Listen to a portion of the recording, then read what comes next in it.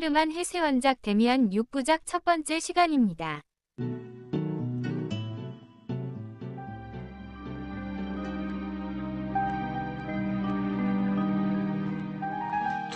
두 개의 세계.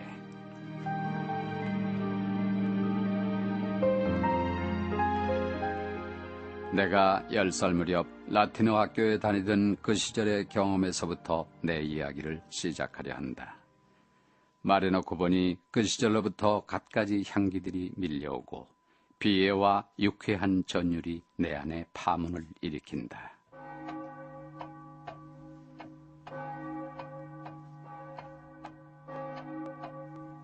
어둡거나 밝은 골목들, 집들과 탑들, 시계소리와 사람의 얼굴들, 비밀과 유령에 대한 공포로 가득 찬 방들.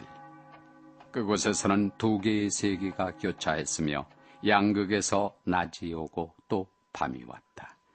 그 하나의 세계는 우리 집이었다. 싱클레어, 언제나 모범을 보이며 정직을 실천해야 한단다.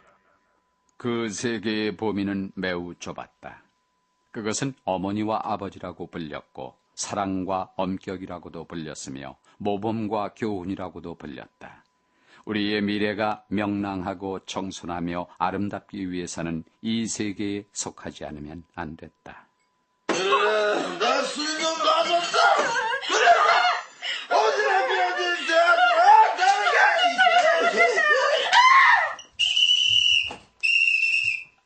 그러나 골목길이나 이웃집 등 내 주위 곳곳에서는 야만적이고 잔인한 일들이 일어나고 있었다. 경찰들과 무례한들이 쫓고 쫓기고 주정꾼이 마누라를 때렸다. 기이하게도 이 두 세계는 아주 가까이에 있었다. 나는 선한 세계에 속해 있었음에도 불구하고 우리가 멸시했던 이웃 아이들과 밀접한 관계를 맺고 있었다. 그들 가운데 한 아이에 대해서 나의 얘기를 시작해야겠다.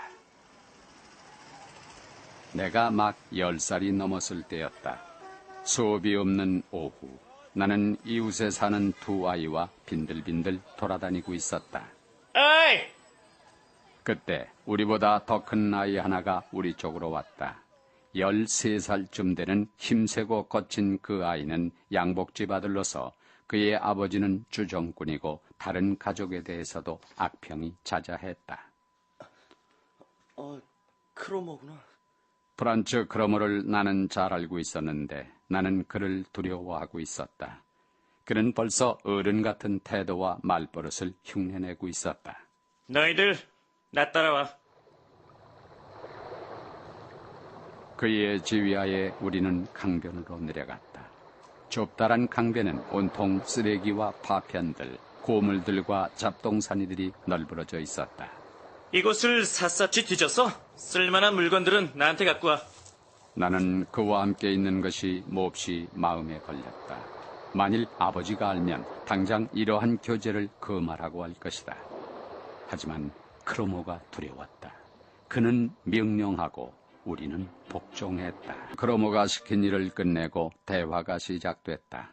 아이들은 나쁜 행실을 자랑하고 위대한 일처럼 뽐내기 시작했다. 그래서 내가 침을 탁 하고 뱉어버렸다는 거 아니야. 나는 잠자코 있었다. 그러나 바로 그 침묵이 눈에 띄어 프란츠 크로모의 노여움을 사게 될까봐 나는 두려웠다. 온통 불안에 사로잡힌 나는 이야기를 하기 시작했다.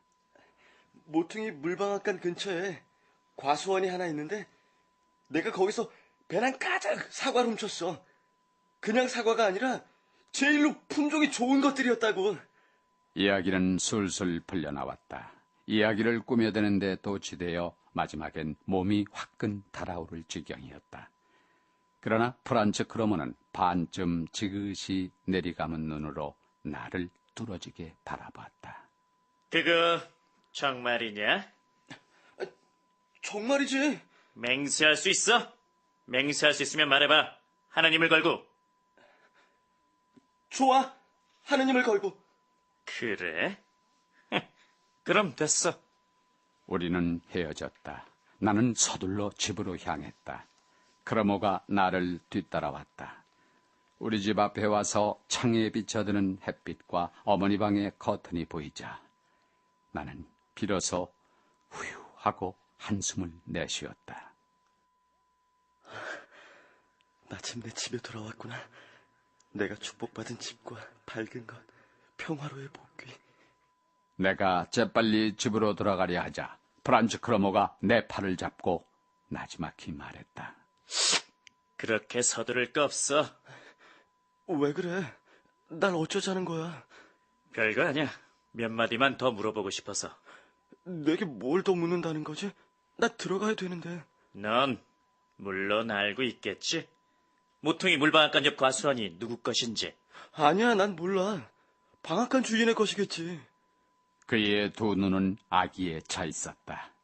그의 얼굴은 잔인함과 억센 기운으로 충만해 있었다. 그래? 그 과수원이 누구 것인가 말해줘야겠어. 사과를 도둑 맞았다는 것을 난 벌써 오래전부터 알고 있었지. 그리고 그 주인이 과일을 훔친 놈이 누군지 알려주는 사람에겐 이마르크를 주겠다고 말한 것도 난 알고 있거든.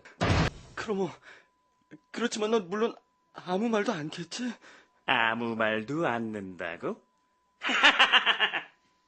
이봐, 내가 화폐 위조범처럼 이마르크 은화를 만들어낼 수라도 있단 말이야? 난 가난뱅이야. 너처럼 돈 많은 아버지도 없고. 그러니 이마르크를 벌 수만 있다면 벌어야 한단 말이지.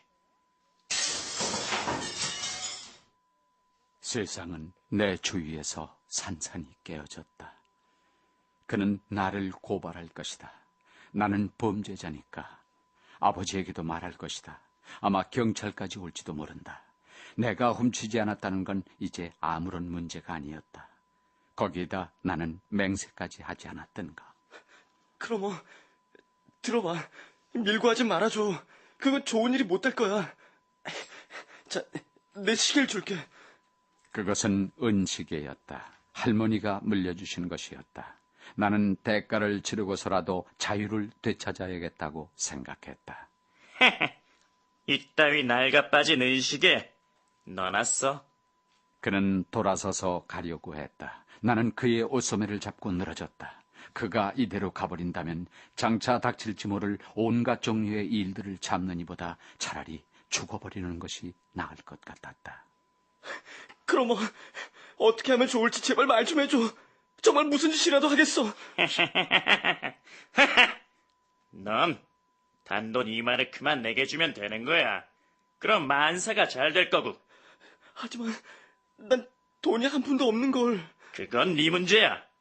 너희 집에는 돈이 많이 있잖아. 내일까지 2마르크를 가져와. 그럼 끝나는 거야. 하지만 만일 돈을 안 가져오면 톡톡히 쓴맛을 보여주겠어. 나는 집으로 돌아갔다. 아버지의 모자와 어머니의 양산이 보였다. 정다움이 물밀듯이 밀려들었다. 그러나 이 모든 것은 이젠 내 것이 아니었다. 나는 죄를 가득 짊어진 채로 낯선 물결 속에 깊숙이 잠겨들고 모험과 죄에 휩쓸리고 원수에게 위협을 받고 있었다. 아버지에게 모든 걸 얘기하고 내 죄에 대한 판결과 벌을 달게 받을까? 그러나 나는 내가 그렇게 하지 않으리라는 것을 잘 알고 있었다. 이 시간부터 영원토록, 영원토록 악의 세계에 속하고 악인들과 비밀을 나누며 그들에게 복종하고 그들과 똑같이 되지 않으면 안 되는 것이리라. 싱클레어, 구두꼴이 그게 뭐냐? 방에 들어갔을 때 아버지께서는 내 구두가 젖어 있는 것에 대해서만 꾸중을 하셨다. 그때 이상스럽게도 새로운 감정이 내 마음에 퍼뜩 떠올랐다. 나는 아버지가 아무것도 눈치채지 못한 데 대해서 일종의 멸시감을 느꼈다. 내가 아버지보다 우월하다. 지금까지 이야기한 나의 모든 체험 가운데 이 순간이 가장 중요하고 길이 남을 순간이었다. 이것은 아버지의 신성성에 대한 최초의 균열이었다. 그리고 내 유년 시절을 바치고 있는 기둥에 새겨진 최초의 칼자국이었다. 이 칼자국과 균은 다시 아프겠지. 그것이 다시 붓고 잊혀지지만 아무도 모르는 내 마음속에 밀실이 생겨서 여전히 피를 흘릴 것이다. 나는 이 새로운 감정에 몸서리를 쳤다. 심장이 얼어붙는 듯한 마음으로 나의 세계가, 나의 선량하고 행복한 인생이 나에게서 떨어져 가는 것을 방관하고 있을 수밖에 없었다. 처음으로 나는 죽음을 맛보았다. 그것은 탄생이며 무서운 변혁에 대한 불안이며 공포였다.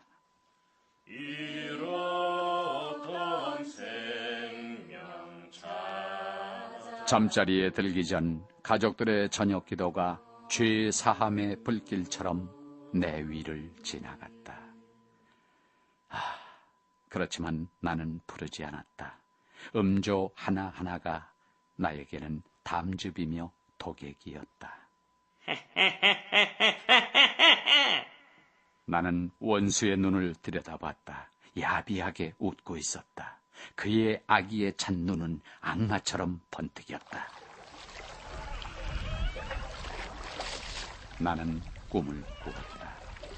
부모님들과 누이들과 보트를 타는 꿈이었다. 휴일의 평화와 밝은 햇살이 우리를 에워싸고 있었다. 싱클레어, 이리로 오렴. 한밤중에 나는 잠에서 깼다. 나는 아직도 행복의 뒷맛을 느꼈다.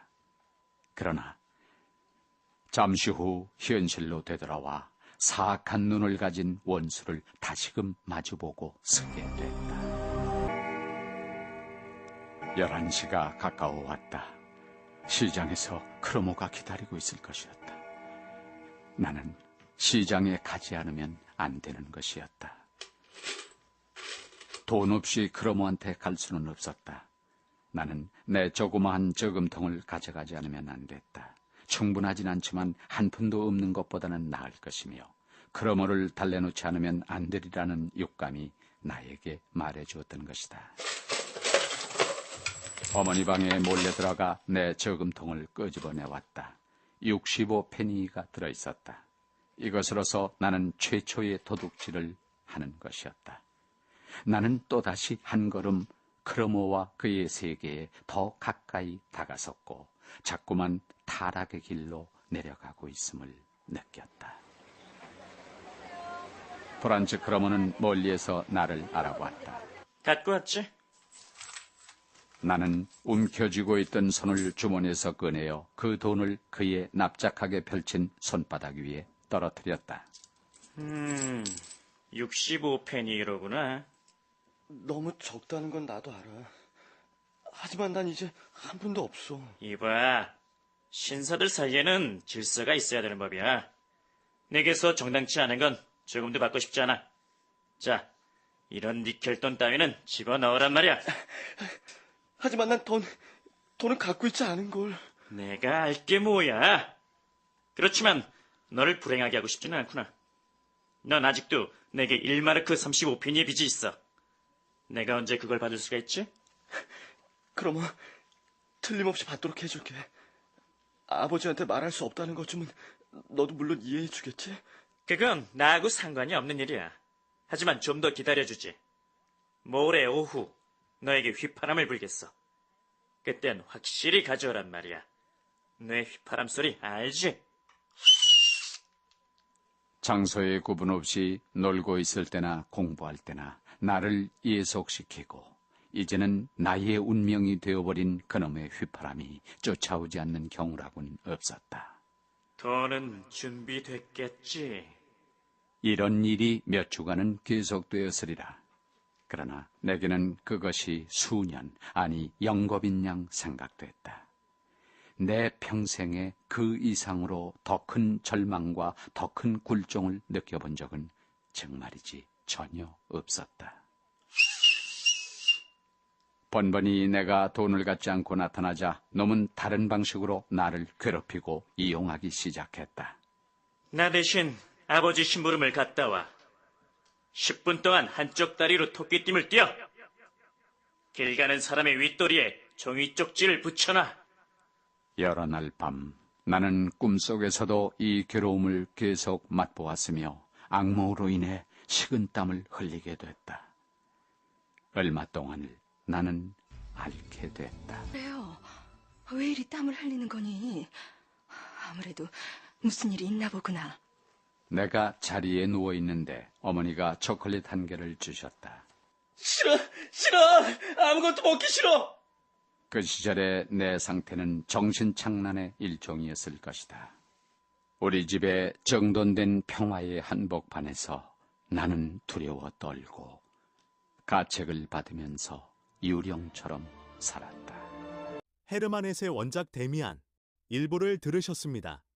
13살 때 시인이 되지 않으면 아무것도 쉽지 않다며 신학교로 뛰쳐나온 천부적 시인 헤르만 헤세. 그는 정신적 방황과 혼미를 거듭하면서 주옥 같은 작품들을 남겼습니다.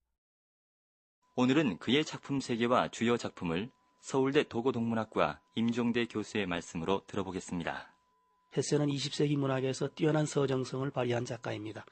서정 시들과 적어도 1차 대전의 폐해에 대한 체험이 반영되지 않은 시기, 그러니까 대략 1915년까지 헤세가 쓴 산문 작품들은 목가적이거나 어린 시절의 체험에 관한 것이거나 자연에 대한 몰입 등을 주제로 다룬 서정적인 작품들이죠. 페타 카멘친트, 수레바퀴 밑에서 게르트루드, 로스할데, 크눌프 같은 작품들이 여기에 속하는 소설들입니다. 이들 작품들은 그가 태어난 슈바벤의 시골 도시 칼부의 아름다운 자연과 작가 자신의 체험, 예컨대 작가 자신이 다녀야 했던 신학교 시절의 괴로운 회상을 다루거나 고독한 방랑자의 모습을 재현시킨 것입니다. 그러나 1차 대전을 겪으면서 헤세의 글쓰기는 서정적인 낭만 작가에서 현실 작가로의 일대 방향 전환을 시도합니다. 그의 소설은 이제 목가적인 분위기를 벗어나 드디어 내면으로의 길을 걸으면서 인간성의 본질에 접근하려는 구도자적인 성격을 띠게 됩니다. 자아에 대한 비판과 내면의 길에 대한 추구, 자연과 정신에 대한 양극성의 초월 등의 주제를 다룸으로써 시대 상황과 시대 정신을 담으려고 했습니다. 데미안과 시타르타가 그 대표작들입니다. 헤세는 그 밖에도 사회주의와 막스주의, 국가주의와 평화주의, 그리고 유태인 배척주의 등 각종 이데올로기에 대한 입장을 다룬 시대 정치적인 글도 많이 남겼습니다. 이어서 2부에서 계속 들으시겠습니다. 시청자 여러분의 구독과 좋아요는 영상 제작에 큰 도움이 됩니다. 헤르만 헤세 원작 데미안 즈읒 두 번째 시간입니다. 지난 이야기. 싱클레어는 프란츠 크로머에게 자신이 사과를 훔쳤다고 허풍을 떤다. 크로머는 그 사실을 과수원 주인에게 알리겠다고 협박하며 돈을 가져오라고 요구한다. 밝고 올바른 세계에 속해 있던 싱클레어는 처음으로 어둠의 세계, 즉 악의 세계를 경험하게 된다. 내 고민의 구원은 전혀 예기치 않았던 쪽에서 왔다. 동시에 나에게 영향을 미칠 새로운 무엇인가가 내 인생에 들어왔다. 우리 학교에 전입생이 한 명 왔다. 그는 어느 부유한 미망인의 아들이었는데 나보다 한 해 윗반에 다녔고 나이도 몇 살 더 많았다. 이 묘한 학생은 우리 어린 소년들 사이에서 어른처럼 혹은 신사처럼 색다르고 능숙하게 행동했는데 호감을 사지는 못했다. 그는 놀이에도 싸움에도 끼지 않았지만 선생님에게 맞서는 늠름하고 단호한 음성만은 다른 아이들의 마음을 끌었다. 그의 이름은 막스 데미안이었다. 무슨 이유인지는 모르나 어느 날 우리 교실에 한 학급이 더 들어오게 됐는데 그것은 데미안의 반이었다. 자, 오늘 성서 시간에 배울 내용은 카인과 아벨의 이야기다. 카인과 아벨의 이야기를 주입받고 있는 동안 나는 자주 데미안을 넘겨봤다. 그의 얼굴은 나를 매혹시켰으며 나는 이 영리하고 밝고 비범하게 긴장된 얼굴이 주의 깊게 그리고 총명하게 자기의 공부에 몰두하고 있는 것을 보았다. 학교에서 집으로 돌아오는 길에 그가 내 뒤에서 걸어왔다. 함께 가도 되겠니? 나는 기뻐서 고개를 끄덕였다. 그리고 내가 어디 살고 있는가를 그에게 말해주었다.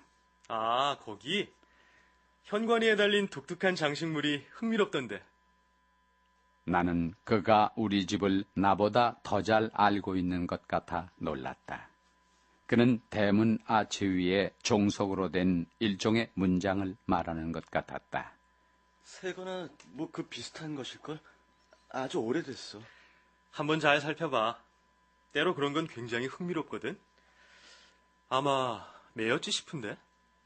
갑자기 무슨 재미있는 일이라도 떠오른 것처럼 데미안이 웃었다. 아까 수업 시간에 이마에 표지를 달고 다니던 카인의 이야기를 들었지?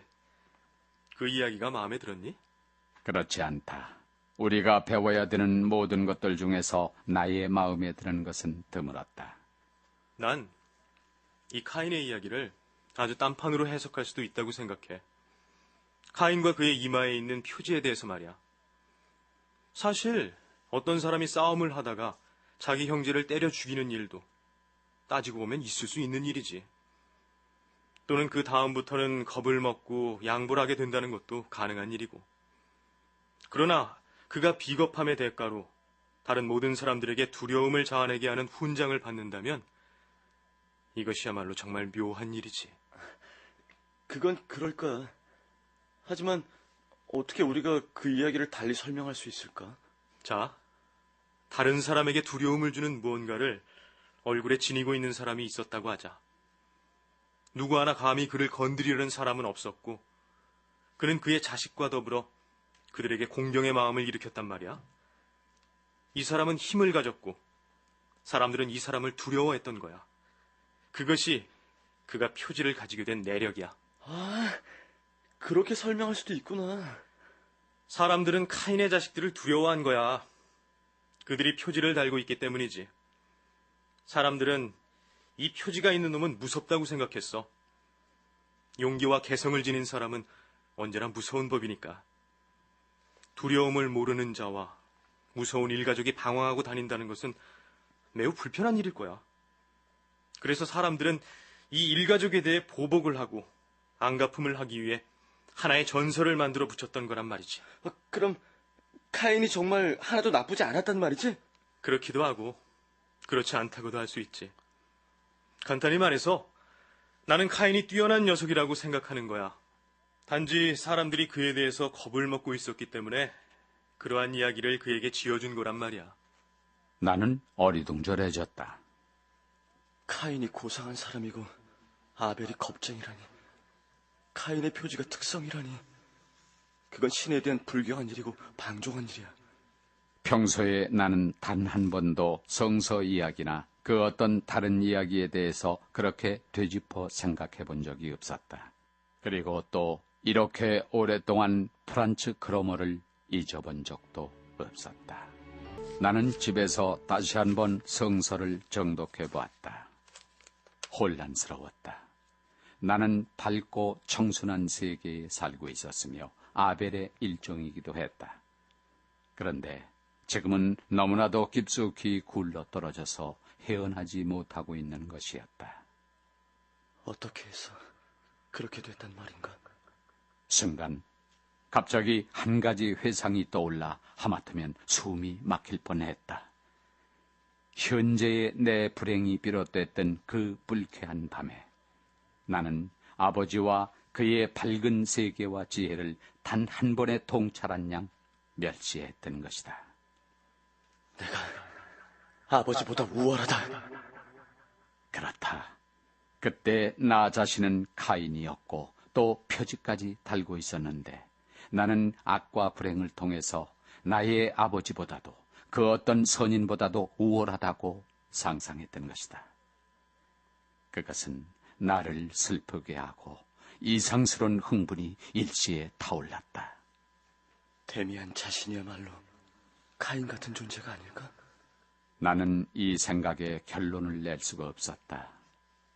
한동안, 매우 오랫동안 카인과 살인, 그리고 표지에 관한 문제는 인식과 의혹, 비평에 이르는 나의 시도의 기점이 됐다. 나는 다른 학생들도 데미안에 대하여 퍽이나 관심이 있음을 눈치챘다. 그에 대해 많은 소문들이 퍼져 있었다. 야야야야, 왜? 데미안은 유대인이래. 힘도 무지 세다며? 그러는 사이에도 나와 프란츠 크로모와의 고약스런 관계는 계속됐다. 내가 좀도둑질로 그에게 빚진 돈을 전부 갚아버리자 이제 놈은 이 돈이 도둑질로부터 나왔다는 것을 알고 훨씬 더 단단히 그의 손아귀에 나를 잡아두었다. 어느 비오는 날, 크로모는 나를 광장으로 불러냈다. 어쩐지 평소보다 친절했다. 아참, 다음번엔 네 누이를 데려와야 해.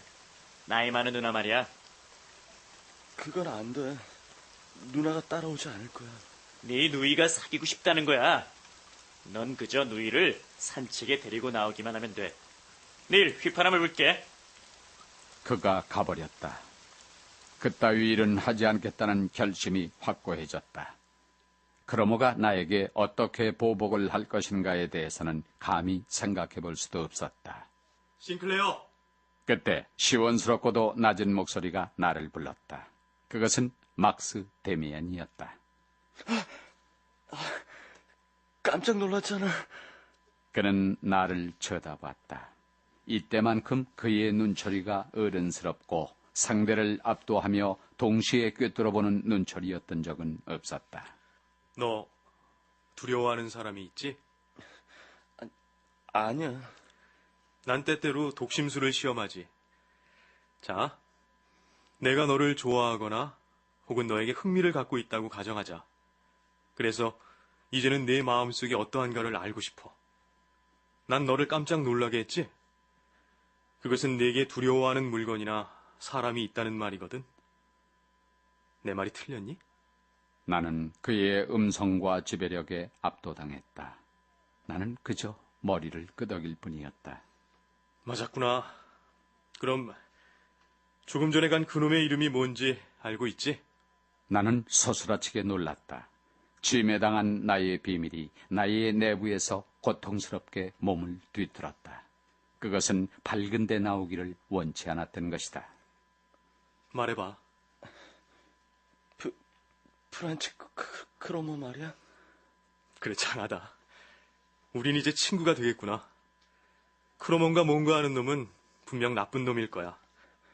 악마 같은 놈이야. 하지만 그놈에 대해 더 이상 말할 수가 없어. 날 내버려둬. 유감인걸? 하지만 그놈을 두려워하는 것이 옳지 않다는 건 너도 잘 알겠지? 네가 진정 사나이 대장부가 되겠다면 그따위 것에서부터 벗어나지 않으면 안 된단 말이야. 알겠니? 물론 네 말이 맞아. 하지만 그럴 수 없는 걸. 넌 몰라. 날 믿어, 싱클레어. 너의 비밀을 언젠가는 내게 말하게 될 거야. 아니야, 절대로, 절대로. 넌 그 자식에게서 벗어나야 된단 말이야. 놈을 때려 죽여버려. 네가 그렇게 한다면 난 기쁠 거야. 또 너를 도울 거고. 나는 새로운 불안에 사로잡혔다. 카인의 이야기가 다시금 불현듯 떠올랐던 것이다. 나는 몸소리가 젖었다. 나는 집으로 왔다. 모든 것이 달라져 보였다. 나와 크로모와의 사이에는 미래와도 같은 희망과도 같은 그 무엇이 들어와 있었다.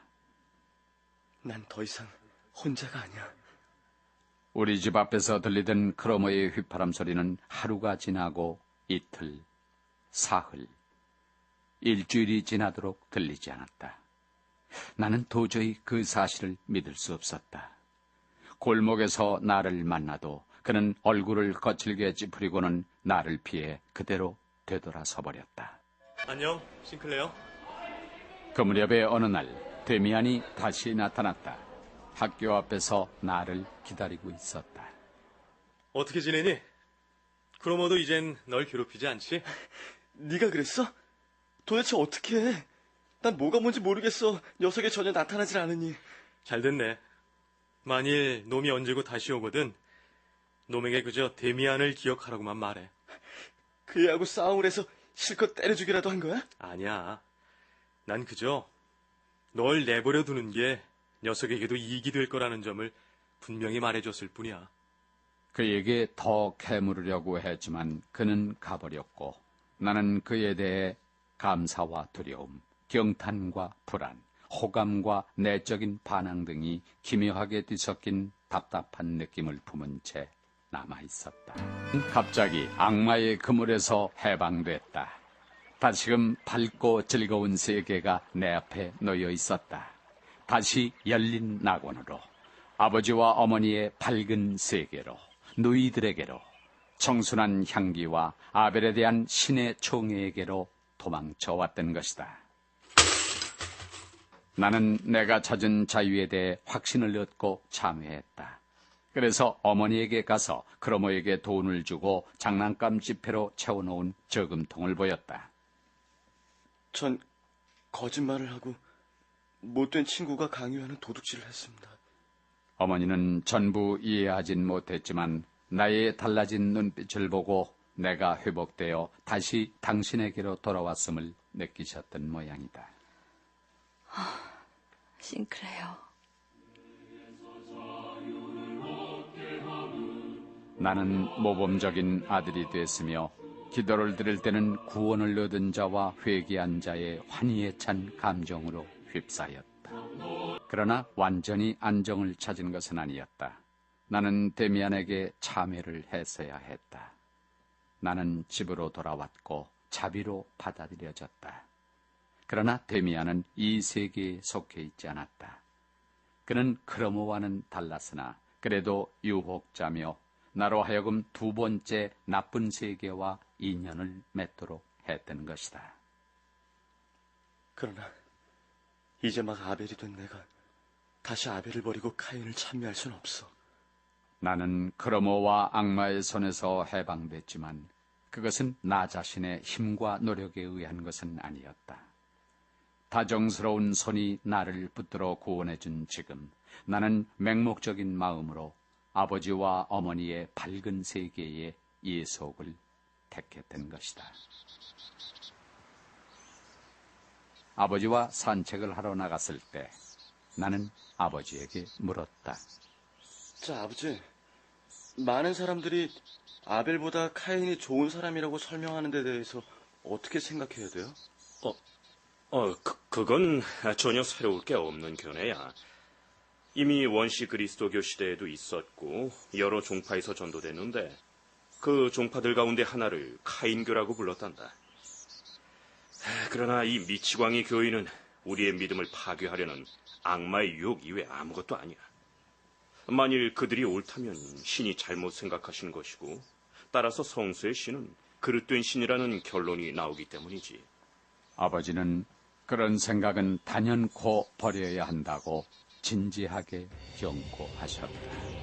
헤르만 에세원작 2부를 들으셨습니다.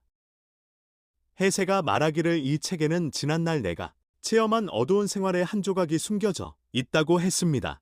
오늘은 작품 속에 나타난 작가의 자전적, 요소에 대해 임종대 교수의 말씀으로 들어보겠습니다. 소설 데미안은 자전적 소설입니다. 데미안의 주인공 징클레어와 작가 헤세가 똑같이 라틴어 학교를 다닌다든지 징클레어의 친구 데미안이 헤세가 다녔던 신학교 시절에 친구 첼라를 모델로 하고 있다는 점도 그것입니다. 그리고 소설 데미안에는 징클레어가 수채화 그림을 그리는 장면이 2번 나옵니다. 징클레어가 우연히 만나 운명적으로 사랑하게 된 첫사랑의 여인을 청년 단테의 애인 이름을 따 베아트리체라 명명하고 그녀의 얼굴을 그립니다. 그리고 또 징클레어는 부모님이 살고 계시는 집 대문 아치 위에 가문을 상징하는 돌 문장의 새를 그립니다. 그 그림은 몸의 절반은 어두운 땅속에 파묻혀 마치 알을 깨고 나오려 하듯이 땅속으로부터 비상하려는 매의 머리를 한 맹검의 모습입니다.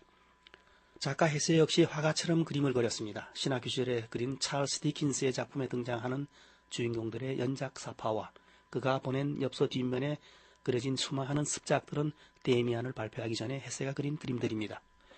그 밖에도 소설 데미안에서 징클레어는 여러 해 동안의 내적인 성장 과정을 통해서 자기 찾기의 목표에 도달하는데 이 내적 성장 과정은 자신이 꾼 일련의 꿈에 의해서도 진행됩니다.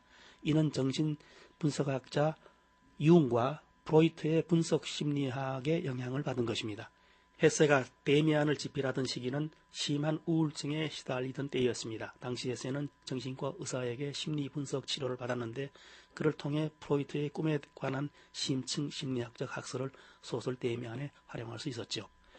헤세의 소설이 대부분 그러하듯이 데미안 역시 성장 소설로 분류되는 것은 데미안이 지속적으로 징클레어의 자기 형성에 영향을 끼치는 인물이기 때문입니다. 자전적 소설은 대체로 성장 소설의 형식을 빌리고 있으며 헤세의 소설들은 거의 모두 자전적 소설이라고 해도 지나치지 않습니다. 시청자 여러분의 구독과 좋아요는 영상 제작에 큰 도움이 됩니다. 헤르만 에세 원작 데미안 6부작 3부를 들으시겠습니다. 지난 이야기. 싱클레어의 학교에 데미안이 전학 온다.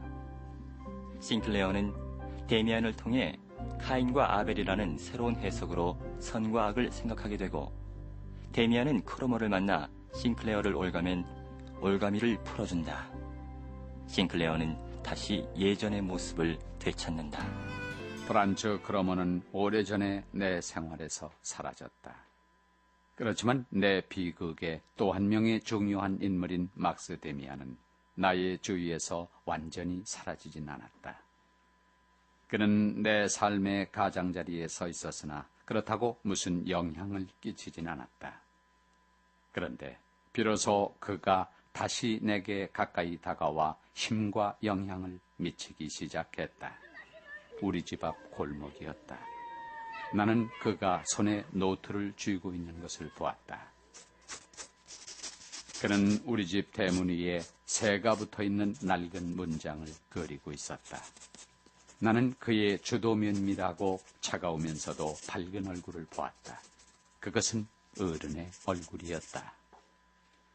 그의 얼굴은 천년이 지난 나이를 먹은 것 같고 어쩌면 시간을 초월한 것도 같아.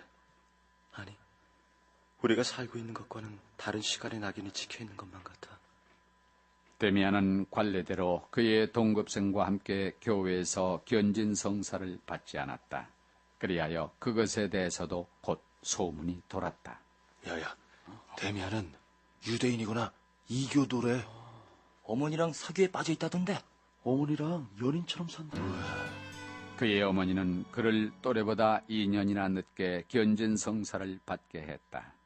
그래서 몇 달 동안 그는 견진 성사 수업 시간에 나의 동급생이 됐다. 하느님께서 말씀하셨습니다. 너희의 죄를 사하기 위해 나의 품으로 들거라.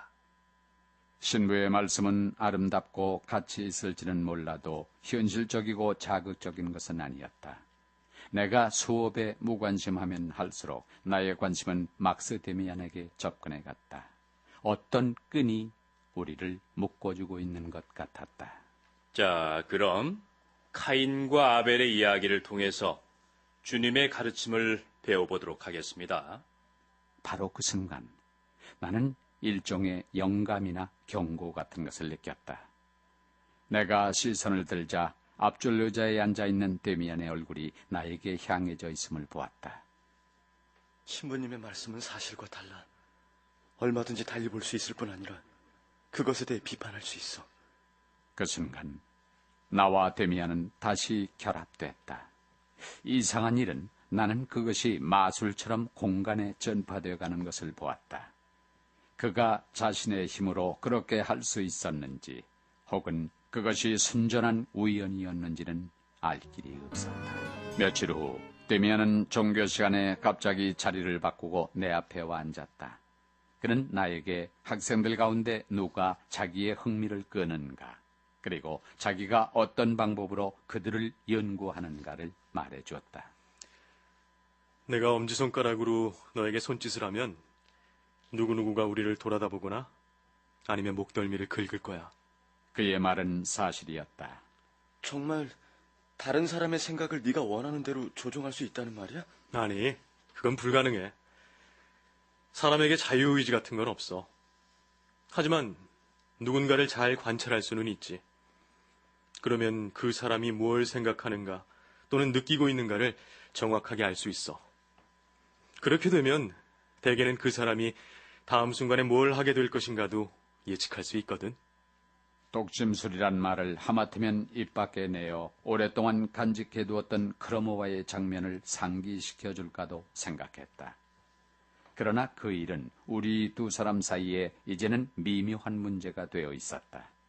그나 나나 한 번도 그 일에 대해 말을 비친 일조차 없었던 것이다.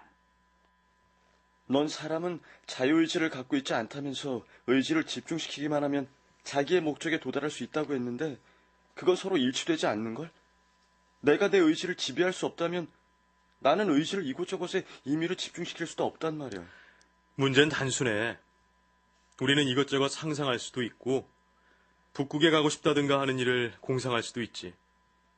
하지만 그 소원이 나 자신의 내부에 깃들고 정말로 내 존재가 완전히 그것에 의해 충만되어 있을 때에만 난 그것을 실행할 수가 있는 거야.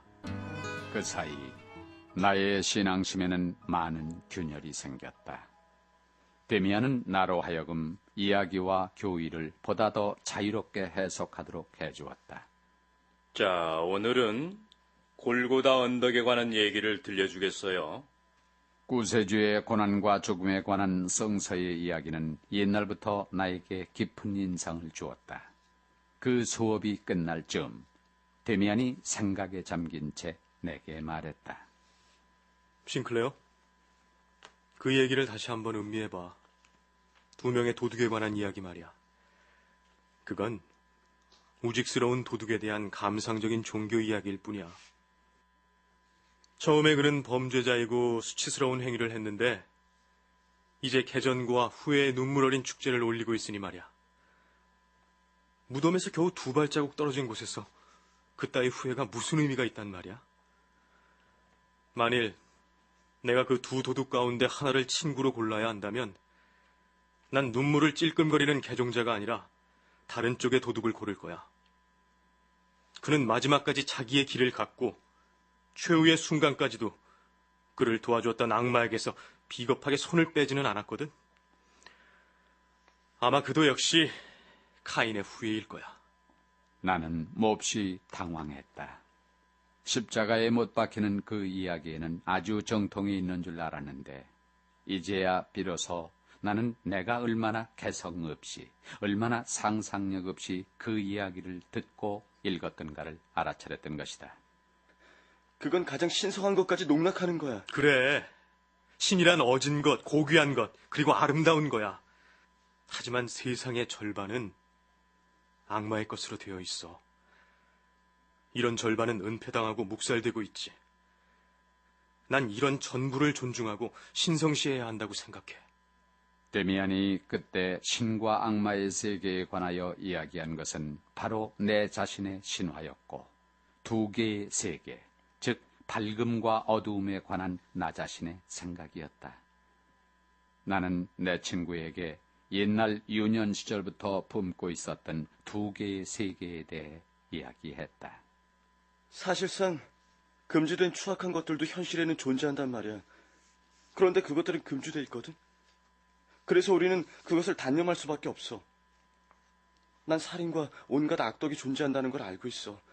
하지만 단순히 그것이 존재한다는 이유만으로 자진해서 범죄자가 되어야 한단 말이야? 물론 살인을 하거나 소녀를 능욕해서는 안 되지.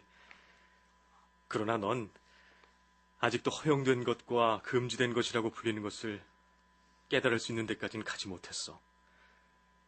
넌 이제 겨우 진리의 한 조각을 감지한 것뿐이야. 금지된 것은 영원한 것이 아니며 변경될 수 있어.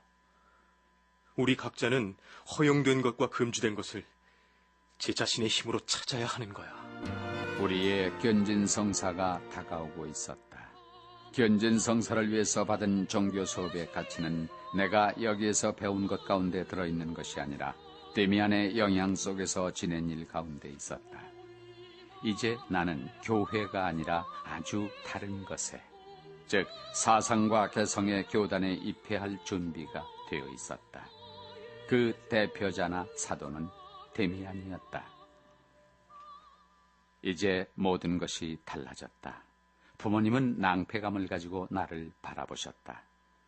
나는 방학을 보낸 다음 다른 학교에 가기 위해 집을 떠나도록 결정됐다. 데미안은 여행을 떠나버렸다. 나는 고독했다. 데미안을 다시 만나지도 못하고 나는 방학이 끝나자 다른 도시로 떠났다. 부모님은 김나지움 선생님 댁인 소년 기숙사에 나를 맡기셨다. 야, 음살한 녀석. 너 변태라며? 학생 기숙사에서 나는 귀여움을 받지도 존중을 받지도 못했다. 놀림을 받고 따돌림을 당했다. 1년여의 시간이 그렇게 지나갔다. 11월 초순의 일이었다. 나는 산책을 하며 생각에 잠기는 습관이 있었다. 이봐, 싱클레어.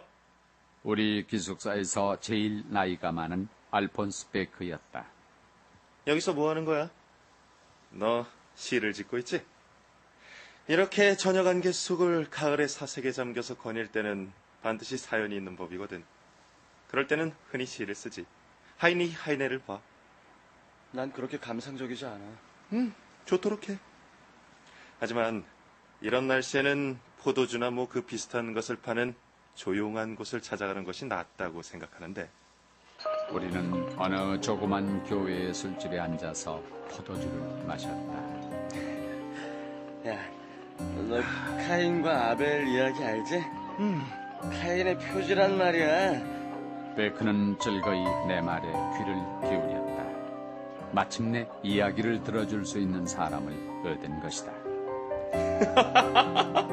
야, 너 아주 근사한 놈이구나. 얘기도 잘하고.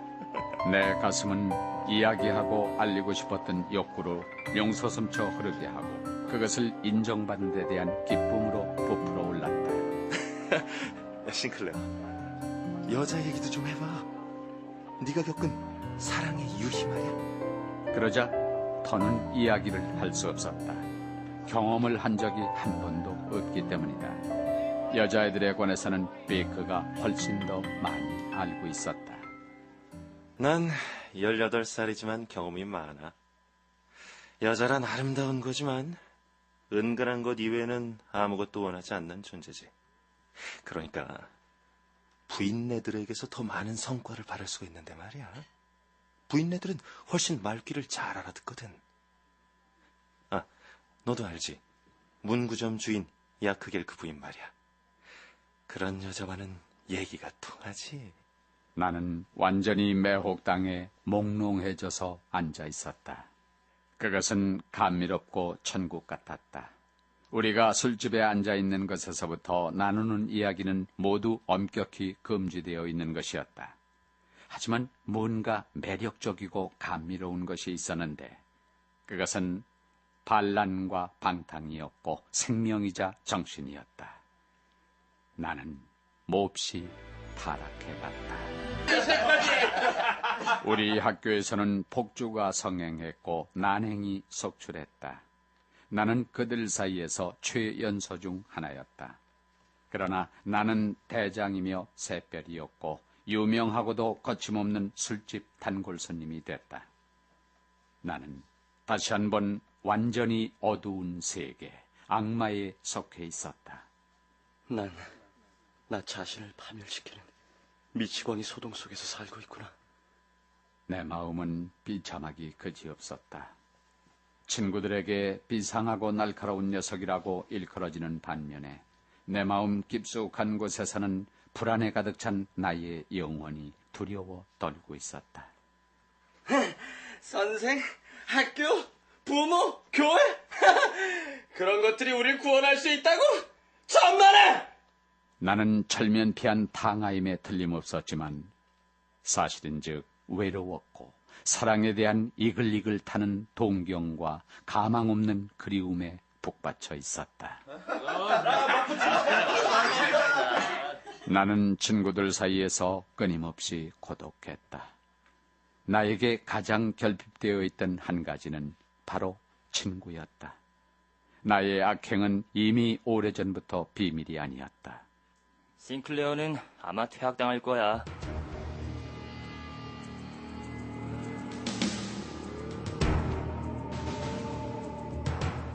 싱클레어, 왜 이러는 거냐?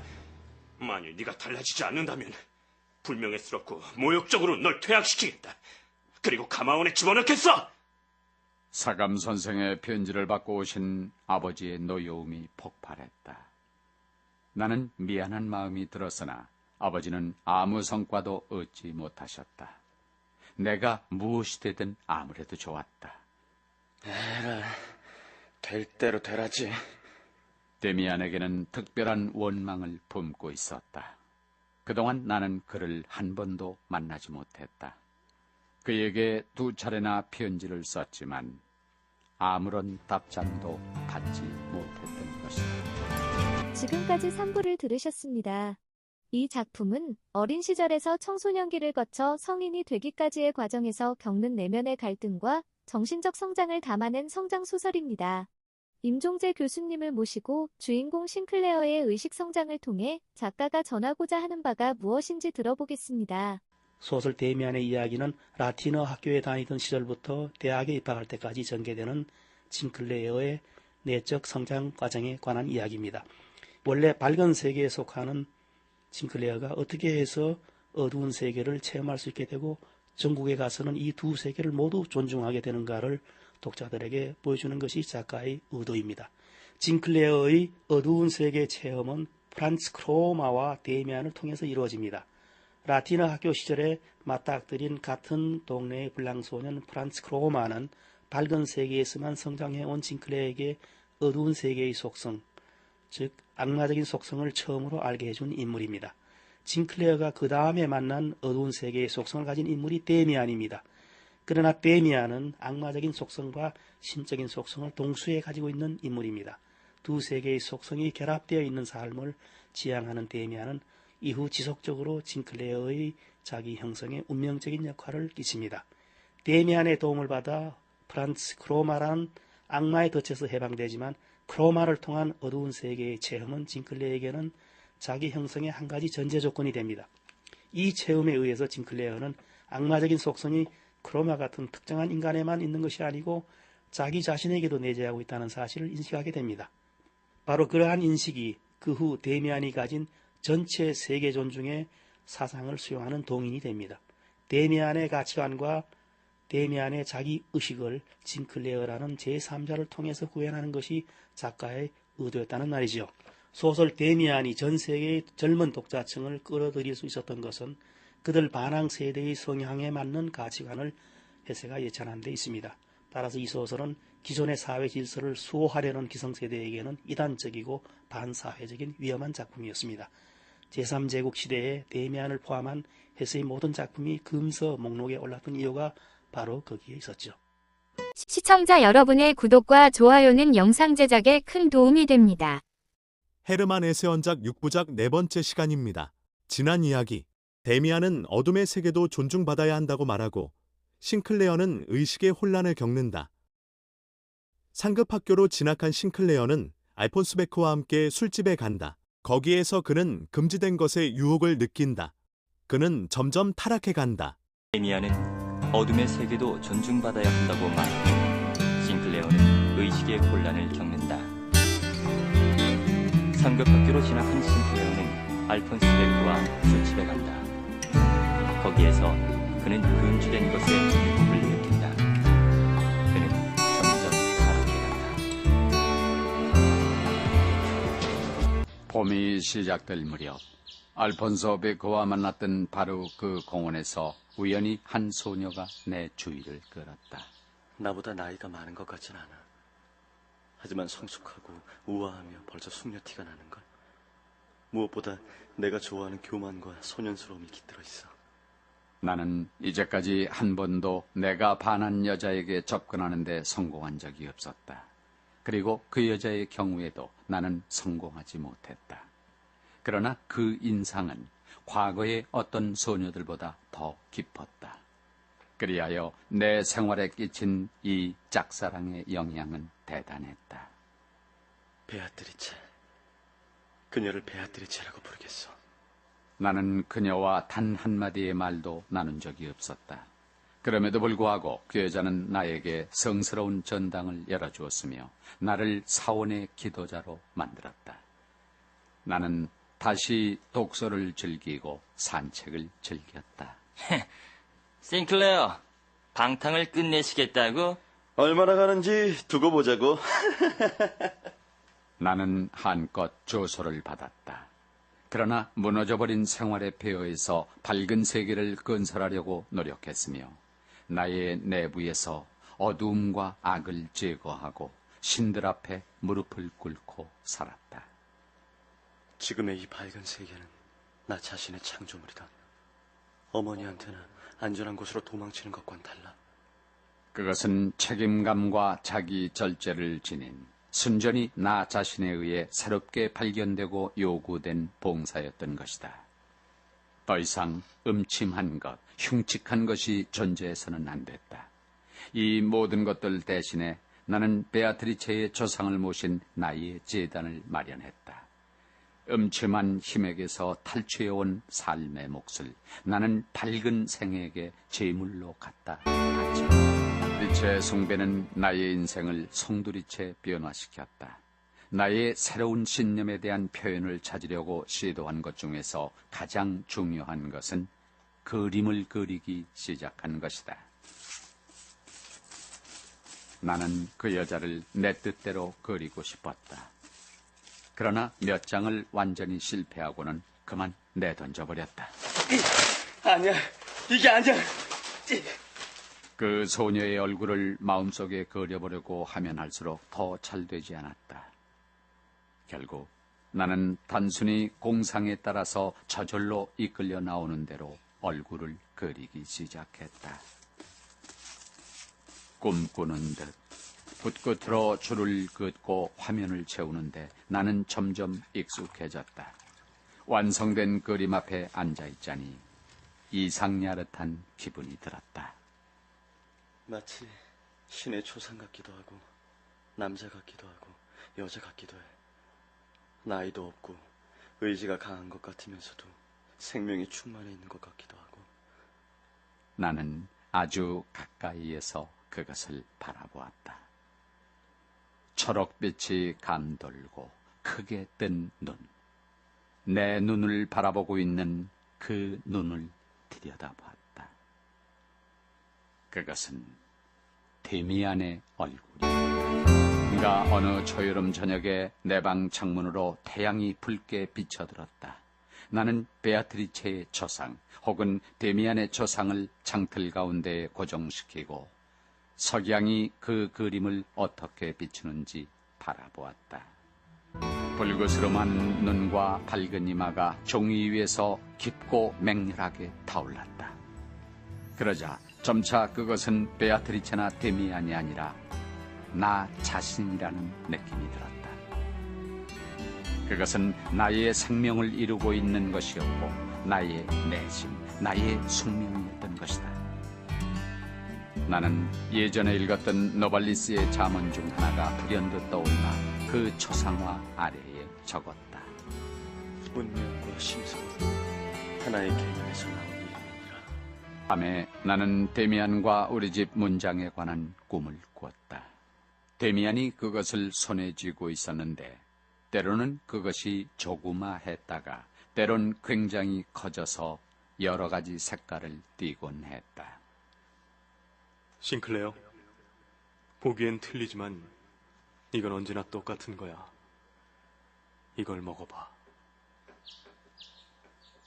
그것을 삼키자 문장의 새가 나의 내부에서 살아나서 내 배를 채우고 나를 쪼아먹기 시작하는 것처럼 느껴져서 나는 즐겁을 했다. 나는 화들짝 놀라 잠에서 깼다. 한밤중이었다. 방 안으로 비가 들이치는 소리가 났다. 나는 그 문장의 새를 종이에 그리기 시작했다. 그 새의 벌레 모양을 나는 똑똑히 알지 못했다.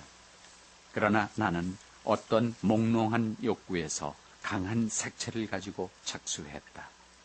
새의 머리는 내 그림에선 황금빛이었다.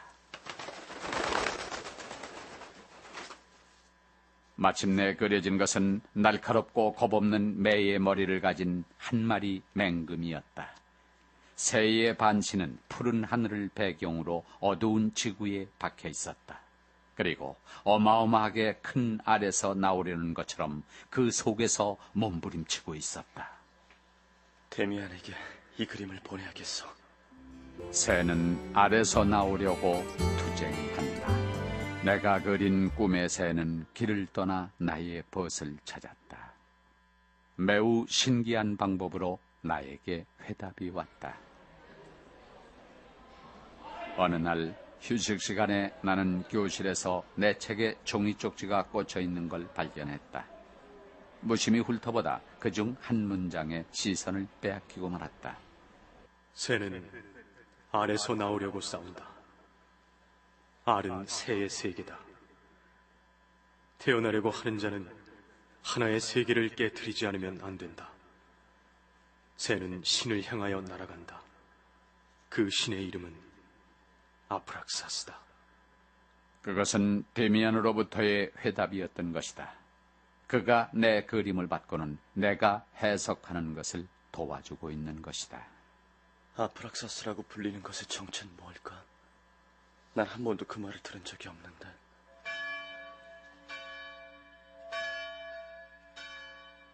오전의 마지막 수업 시간이 시작됐다. 우리는 폴렌스 선생의 지도하에 헤로도토스를 읽었다. 그러나 나는 나만의 생각에 잠겨 있었다. 그런데 그때 뜻밖에도 선생님의 목소리가 나의 의식을 섬광처럼 내리쳤다. 아프락사스란 이름은 그리스의 주문과 관계가 있다고 하며 오늘날에도 여전히 미개한 민족들이 믿고 있는 어떤 마귀의 이름이라고 생각되고 있습니다. 그러나 아프락사스는 훨씬 더 많은 것을 뜻하고 있습니다. 우린 이 이름을 대략 신적인 것과 악마적인 것을 결합하는 상징적 과업을 지닌 일종의 신으로 생각할 수가 있는 것이죠. 신적인 것과 악마적인 것을 결합한다. 그 소리의 여운이 아직도 내게서 사라지지 않았다. 데미안은 예전에 나에게 이렇게 말했다. 우리는 틀림없이 존경하는 한 사람의 신을 가지고 있어. 그렇지만 그는 단지 임의로 갈라진 세계의 절반만을 나타내고 있을 뿐이야. 그것은 밝은 세계지. 그러나 사람들은 온 세계를 존경할 수 있지 않으면 안 돼. 악마에게도 예배하지 않으면 안 되는 거야. 그렇다면 아프락사스가 바로 신인 동시에 악마인 바로 그 신이었던 것이다. 아프락사스. 나는 아프락사스를 찾으려고 온 도서관을 샅샅이 뒤져봤다. 그러나 소득이라고는 없었다. 나 자신의 내부에 틀어박혀 영위해온 내 생활 속에 새로운 형태가 형성되기 시작했다. 나는 다시 심하게 꿈을 꿨다. 내가 우리 집으로 돌아갔다. 현관문 위에는 문장의 새가 황금빛으로 찬양이 빛나고 있었다. 어머니가 나를 맞으러 나오셨다.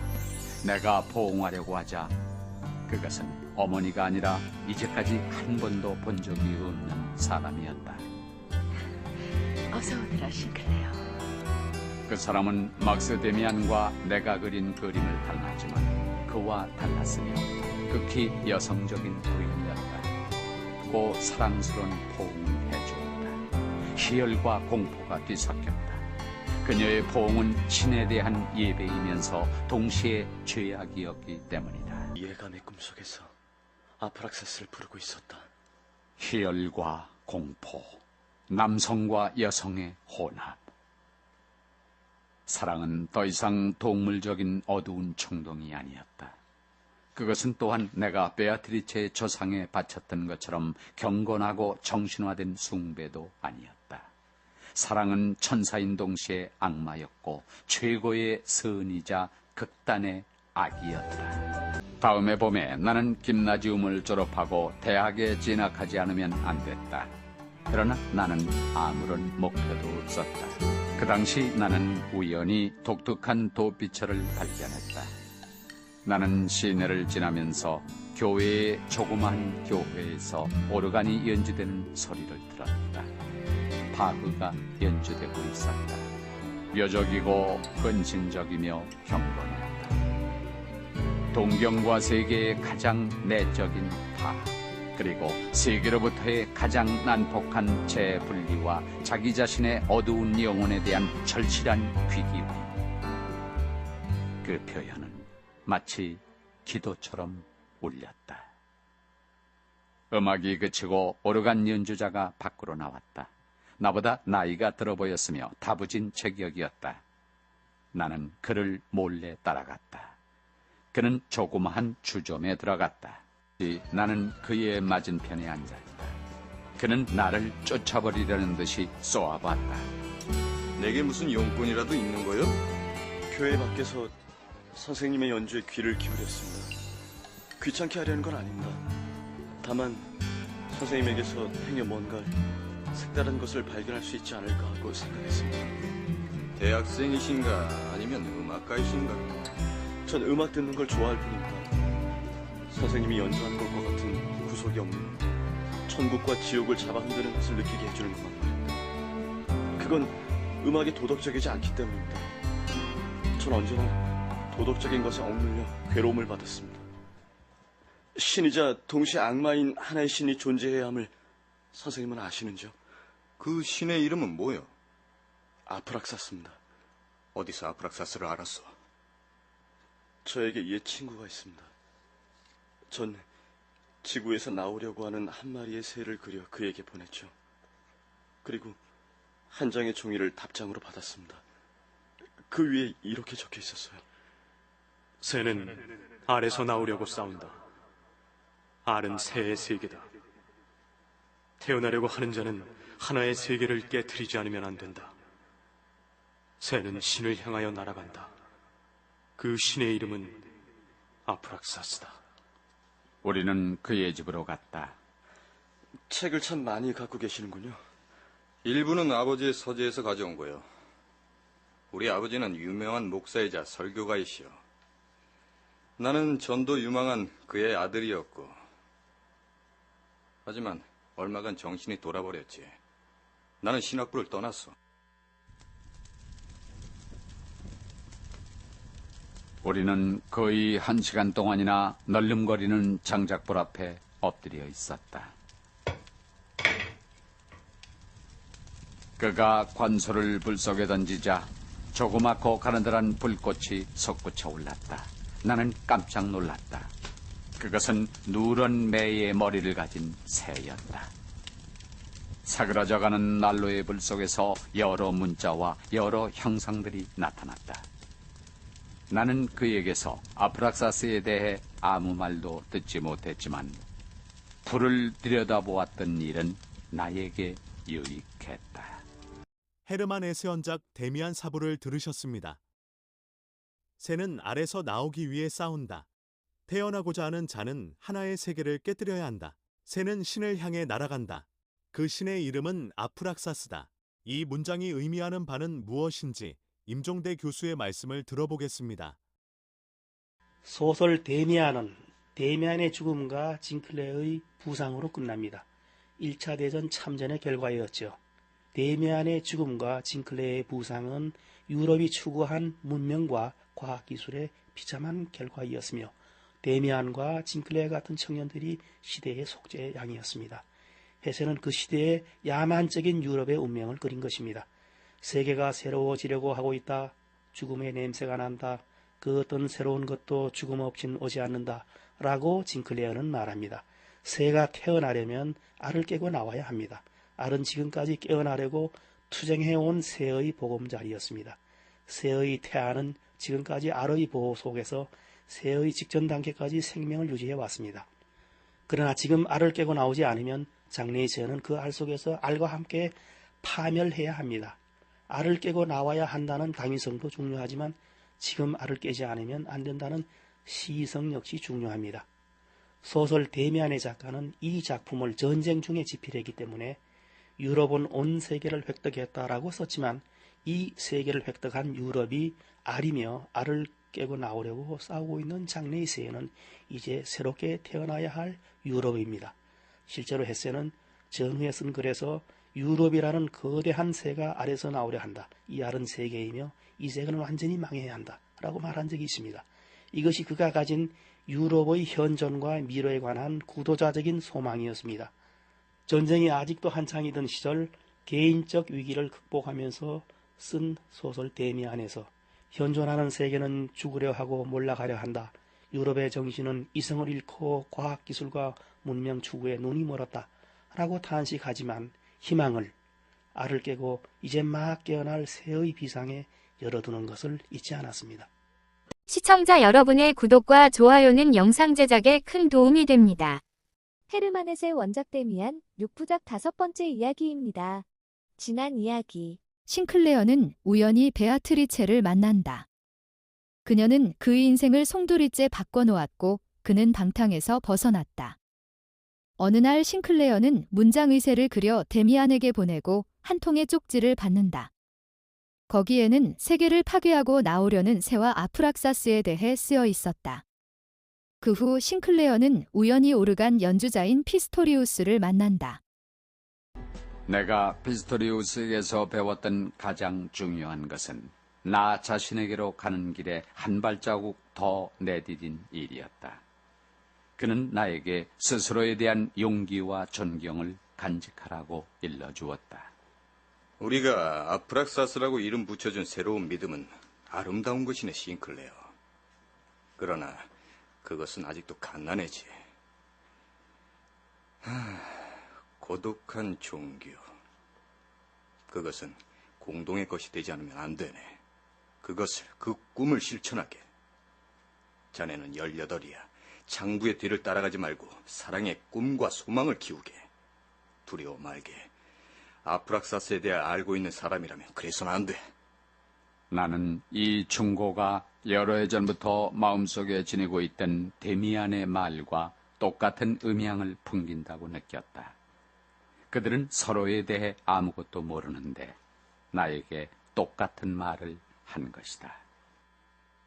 싱클레어, 대다수가 가는 길은 편하지만 우리의 길은 힘이 들어. 그 길을 우리 같이 가보세.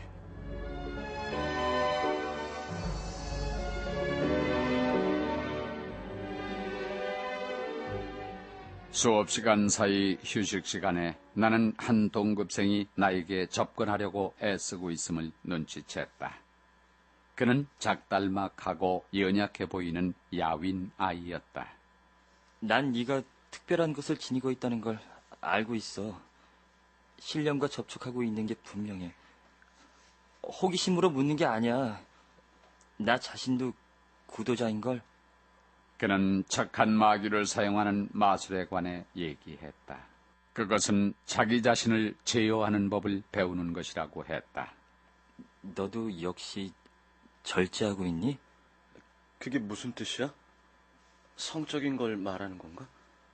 그래. 난 2년째 절제하고 있어. 내적인 힘은 철저히 금욕적인 상태를 지속할 때만 형성될 수가 있어. 난 내가 할 수 있는 일은 무엇이든지 했어. 냉수욕도 하고 체조와 달리기도 했지. 그러나 소용없었어. 매일 밤 나는 생각조차 해서는 안 될 꿈에서 깨지. 무서운 건 그것으로 인해 내가 정신적으로 배웠던 모든 것을 차츰 잃어가고 있다는 거야. 난 널 도울 수 없어, 크나워. 사람이란 이런 경우엔 서로 도울 수 없는 거야. 너 자신에 대해 곰곰이 생각해보고 네 본질에서 우러나오는 말을 실행해야 되는 거라고. 근사한 성인이시군. 너도 역시 악덕을 지니고 있다는 걸 난 알고 있단 말이야. 너도 돼지야. 우리 모두 돼지란 말이야. 나는 동정과 혐오가 뒤범벅이 되어 구역질이 났다. 집에 돌아와 나는 그 그림 앞에 섰다. 그것은 나의 벗 데미안과 닮았고 나 자신과도 닮은 얼굴이었다. 나는 그 그림을 비난하고 그것을 애무하고 그리고 그것에게 빌었다. 나는 그것을 어머니라 부르고 애인이라 부르고 창부며 천한 계집이라고 불렀다. 그리고 아프락사스라고도 불렀다. 불현듯 데미안이 했던 야곱과 신의 천사와의 싸움에 관한 말이 떠올랐다. 그대 나를 축복하지 않는다면 내 그대를 놓아주지 않으리로다.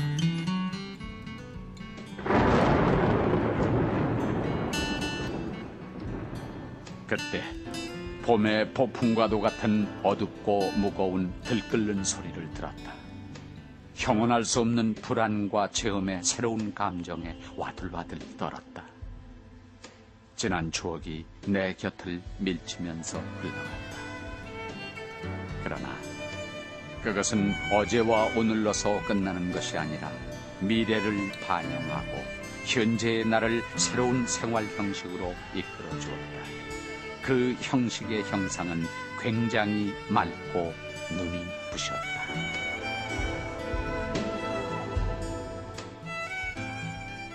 밤에 깊은 잠에서 깼다. 크고 쑤시는 듯한 불안이 나를 몰아댔다. 나는 폭풍에 휘말리는 것처럼 거리를 지나고 광장을 달리고 또 달렸다. 무엇을 찾는지도 모르면서 어두운 충동에 못 이겨 찾고 또 찾았다. 멀리 신축 가옥과 벽돌더미가 보였다. 크로모가 최초의 거래를 위해 나를 끌고 간 곳과 같은 곳이었다. 나는 그 안으로 끌려 들어갔다. 축축한 냉기와 돌냄새가 음산하게 코를 찔렀다. 그때 놀란 목소리가 나를 불렀다. 세상에, 싱클레어, 어디서 오는 거야? 어둠 속에서 사람 하나가, 작고 야윈 청년 하나가 유령처럼 일어났다. 자살하려고 했어, 크라우? 그래, 그러려고 했어. 이제 집에 가. 넌 길을 잘못 든 거야. 길을 헤맨 거란 말이지. 우린 네가 생각하는 것처럼 모두가 돼지는 아니야. 우린 인간이야. 우리가 신을 만들고 그들과 더불어 싸우면 신은 우릴 축복해 주는 거라고. 나는 그를 밖으로 끌고 나왔다. 여명의 빗줄기가 삭막한 잿빛의 대기 속에서 희미하게 빛나고 있었다. 그 시절이 내게 가져다준 최고의 것은 피스토리우스와 함께 보낸 시간이었다. 나는 내부로의 탐험이 깊어졌고 나 자신의 꿈과 사상과 예감에 대한 신뢰가 커졌고 나의 내부에 지니고 있는 힘에 대한 자각이 보다 확고해진 것이었다. 그러나 시간이 지남에 따라 나는 그가 퇴보적인 탐구자였으며 낭만주의자임을 깨달았다. 그는 자신이 나에게 존재하는 것처럼 그 자신에게는 존재할 수 없고 나에게 주었던 것을 스스로에게는 줄 수 없음을 나는 마음 깊이 느꼈다. 피스토리우스, 당신 얘기에선 곰팡내가 나요. 정말이지 그러한 말이 어떻게 나왔을까? 나는 그때 그가 성을 내고 변명을 하고 호통을 치길 얼마나 바랐던가. 그러나 그는 아무것도 하지 않았다. 나는 그의 집에서 나와 공원과 숲을 헤매 다녔다. 그때 처음으로 내 이마에 찍힌 가인의 표지를 느꼈다. 그의 꿈은 목사가 되는 것이었고 새로운 종교를 선포하는 것이었고 사랑과 예배의 새로운 형식을 부여하고 새로운 상징을 세우는 것이었다. 그러나 그것은 그의 역량과 사명엔 맞지 않았다. 불현듯 불꽃 같은 인식이 나를 불태웠다. 누구에게나 사명은 있지만 누구에게도 스스로 선택하고 해석하고 임의로 관리할 수 있는 사명이란 없다는 것. 새로운 신을 원한다는 것은 잘못이었다. 그렇다. 각성된 인간에게 있어. 자신을 찾고 자기의 내부에서 확고부동하게 자신의 길을 앞으로 더듬어 나가는 것. 이외에 다른 의무란 존재하지 않는 것이다. 이것이야말로 내가 이 체험에서 얻은 열매였던 것이다. 때로 나는 미래에 무엇이 될 것인가를 꿈꾸며 희희낙낙했다. 그러나 진정한 사명은 자기 자신에게로 도달하는 것. 단 한 가지뿐이었다. 방학 중에 나는 데미안이 그의 어머니와 함께 살던 집에 가보았다. 늙은 부인이 정원을 산책하고 있었다. 실례합니다. 예전에 이곳에 살던 데미안을 기억하시는지요? 글쎄요. 기억이 나질 않습니다만 혹 도움이 될지도 모르니 앨범을 하나 보여드리지요. 부인은 앨범 한 권을 가져와서 데미안의 어머니 사진을 보여줬다. 그 조그만 사진을 보자 심장의 고동이 정지했다. 이것은 내 꿈의 모습이다. 그렇다. 그 여자야. 깊은 열정을 지닌 큰 키의 남자 같은 여자. 아름답고 매력적이며 데몬인 동시에 어머니며 운명인 동시에 애인인 그 여자. 그녀는 어디 있는가? 그런데 그녀가 바로 데미안의 어머니였단 말인가?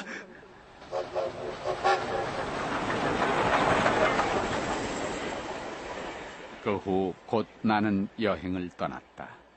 마음 내키는 대로 끊임없이 그녀를 찾아 쉬지 않고 이곳저곳을 돌아다녔다. 하지만 나의 탐색이 얼마나 소용없는가를 깨닫게 됐다. 나는 내 추적의 무의미함에 부끄럽고 처량한 심정으로 집으로 돌아왔다. 2, 3주일 후 나는 대학에 입학했다. 만사가 나를 실망케 했다. 어느 날 저녁 늦게 나는 가을바람을 맞으며 시내를 걷고 있었다. 음식점에서 대학생들의 노래소리가 들려왔다. 술집에서는 정확하게 훈련된 청춘의 쾌활함이 밤을 향해서 울리고 있었다. 내 뒤에서 두 남자가 천천히 지나갔다. 문신이 아직도 유행이라죠? 보십시오. 이것이 젊은 유럽이랍니다.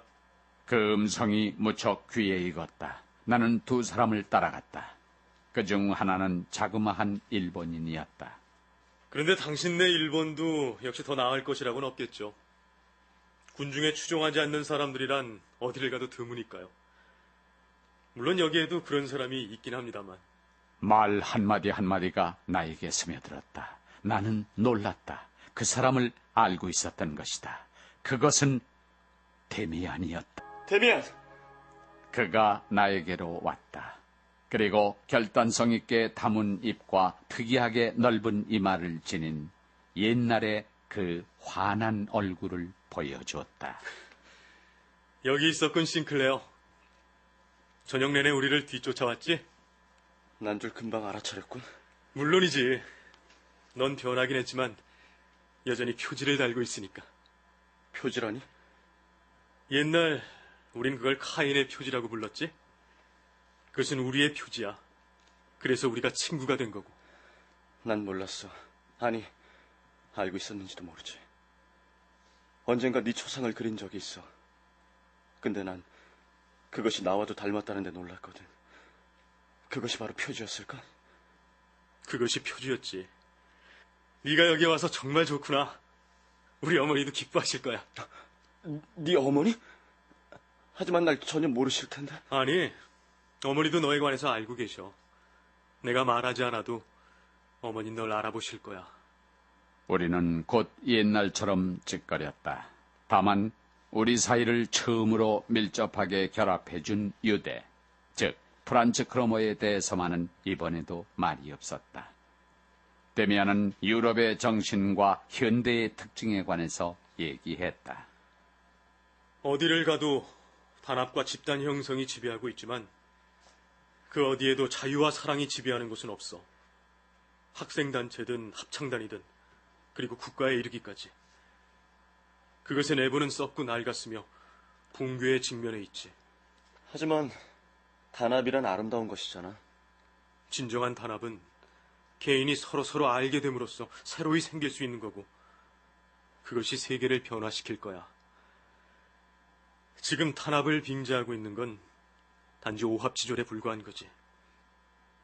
인간들이 서로에 대해 두려워하기 때문에 서로의 품으로 도망치는 거야. 신사는 신사들끼리, 노동자는 노동자들끼리 말이야.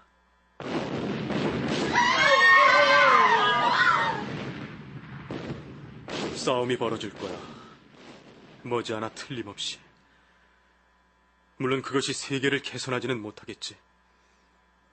노동자가 공장주를 때려 죽이거나 러시아와 독일이 서로 총질을 하거나 단지 소유주만 바뀔 뿐이지. 그러나 그것이 헛된 일은 아닐 거야. 그것은 오늘날의 이상의 무가치함을 증명해 줄 테니까. 그럼 그때 우리는 어떻게 될까? 우리도 멸망하겠지. 하지만 우리 가운데 살아남은 자들의 주위에 미래의 의지가 집결할 거야. 헤르만 헤세 원작의 데미안 5부를 들으셨습니다. 데미안은 악령에 붙잡힌 것이라는 그리스어에서 유래한 말입니다. 데미안의 인도로 싱클레어가 운명을 개척하고 자기 인식의 눈을 뜨는 과정을 그린 작품 데미안. 오늘은 이 작품의 주요 해설을 서울대 도고동문학과 임종대 교수의 말씀으로 들어보겠습니다. 한편으로는 확고한 규범과 질서를 지니며 엄격한 통제 속에서 움직이는 밝은 일상의 세계 속에 살면서 또 다른 한편으로는 모험과 위험과 통제되지 않은 감정의 어두운 세계를 동시 체험함으로써 10세 소년 징클레어는 주위 세계와 자신으로부터 소외됩니다. 불안과 호기심이 교차하는 대립 감정을 가지고 프란츠 크로마의 영향권으로 말려들면서도 크로마로부터 받는 징클레어의 고통은 밝은 세계를 대표하는 아버지에 대한 우월감으로 작용하기도 합니다. 징클레어의 이와 같은 상반 감정은 자기 소외의 정도가 심해질수록 주위 세계를 더욱 분열적으로 인식하게 됩니다. 이때 초인의 모습과 능력을 가지고 나타난 데미안이 징클레어로 하여금 크로마와의 첫 시련을 극복하게 만들어주고 그에게 카인과 아벨의 이야기를 새롭게 해석해 줍니다. 골고다 언덕에서 예수와 함께 처형된 두 명의 죄수 중에서 끝까지 참여하지 않은 죄수야말로 용기와 개성을 지닌 사람이며 진정한 카인의 후계자라는 인식을 심어줍니다. 세상을 서로 대립하는 양극으로 구분하여 선한 쪽만을 인정하려는 것은 부당하다는 의식을 징클레어에게 심어준 것입니다. 그러는 동안 대문 아치 위 돌문장 아래 고향집에서 어머니를 포옹하는 꿈을 꿉니다. 그런데 이 여인은 어머니가 아니라 남성적이면서도 모성적인 여자로 나타납니다. 기독교가 밝은 세계만을 인정하는 것과는 달리 어머니는 밝은 세계와 어두운 세계 모두를 포용하는 존재로서 아브락사스와 같은 개념입니다. 징클레어가 만난 에바, 즉 태초의 어머니는 기독교의 아버지 하나님인 셈입니다. 그리고 동시에 하나의 세계를 깨뜨리고 아래서 날아 오른 새가 향한 신 아브락사스는 서로 대립하는 두 세계를 함께 포용하는 신이며 그 신은 에바 부인이기도 합니다. 징클레어의 자기 구현 목표는 에바 부인에 도달함으로써 완성됩니다. 시청자 여러분의 구독과 좋아요는 영상 제작에 큰 도움이 됩니다. 허먼 헤서 원작의 데미안 6부작 마지막 시간입니다.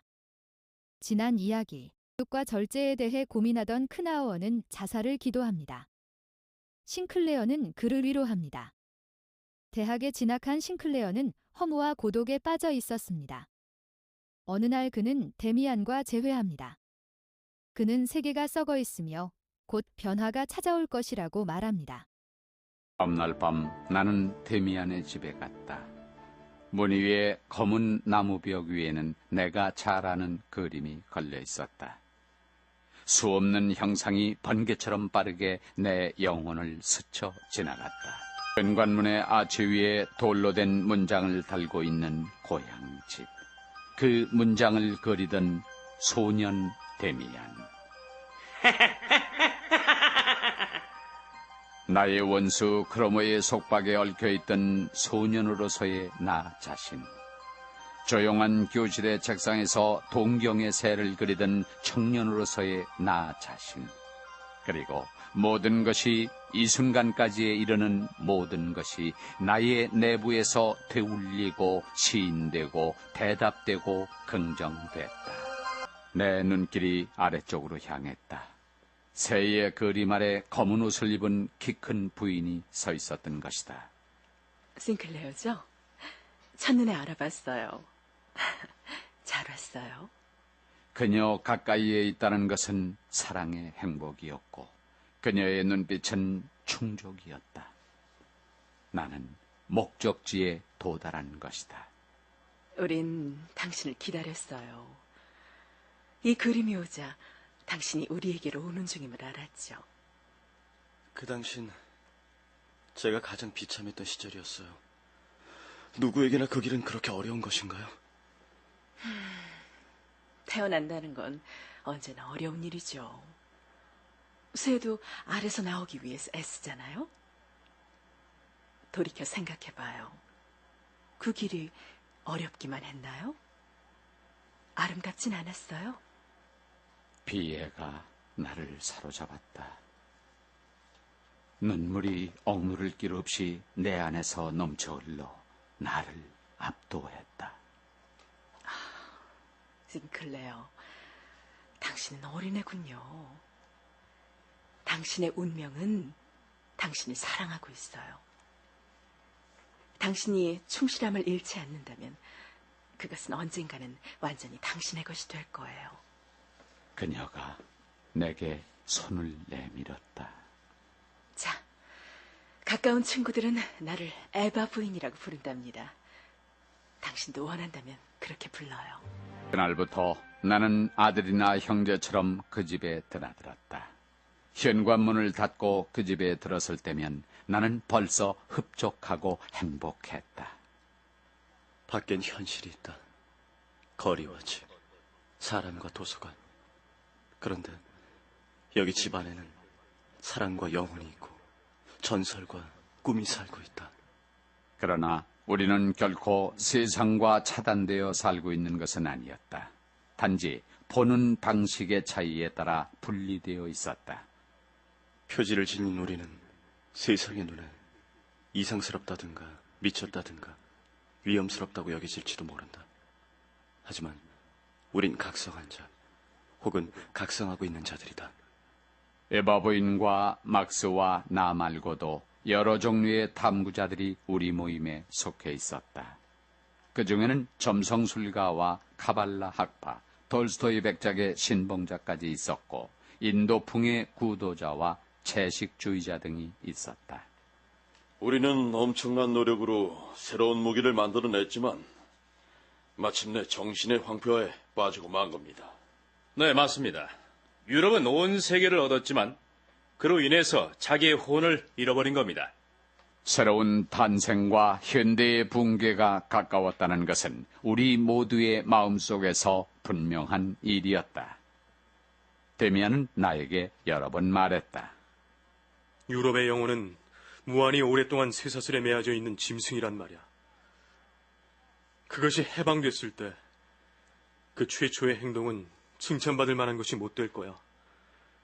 하지만 이제까지 기만당하고 마비됐던 영혼의 진정한 고난이 백일하에 드러나기만 한다면 그건 우리의 날인 거야.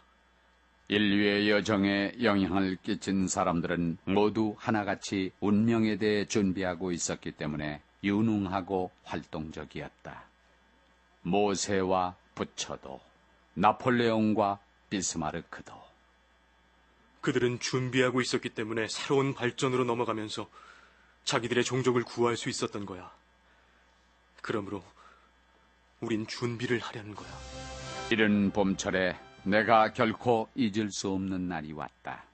나는 막스 데미안의 서재로 갔다. 방은 어두웠다. 나는 한쪽 커튼을 젖혔다. 그런데 커튼이 드리워진 창문 가까이에 데미안이 의자 위에 웅크리고 앉아있는 것이었다. 그는 숨을 쉬지 않는 것처럼 보였다. 공포감에 사로잡혀 나는 조용히 계단을 내려왔다. 홀에서 에바 부인을 만났다. 막스한테 갔었어요. 무슨 일이 있나요? 그를 깨우진 않았겠죠? 걱정 말아요. 그 애는 명상에 잠겨 있는 거예요. 지금은 가세요. 그리고 나중에 오세요. 난 지금 당신하고 얘기를 할 수가 없어요. 나는 산으로 달려갔다. 비가 나를 향해 떨어졌다. 하늘에는 뭉게뭉게 누런 구름이 흘러갔다. 그 구름이 한 개의 상을, 한 마리의 굉장히 큰 새를 만들었다. 이 새는 이 푸른 혼돈으로부터 뛰쳐나와서는 훨훨 날갯짓을 하면서 하늘로 사라져버렸다. 그리고 나서 폭풍이 부는 소리가 들리더니 비와 우박이 뒤섞여 떨어졌다. 천둥이 빛발에 얻어맞은 풍경 위에서 우르릉거렸다.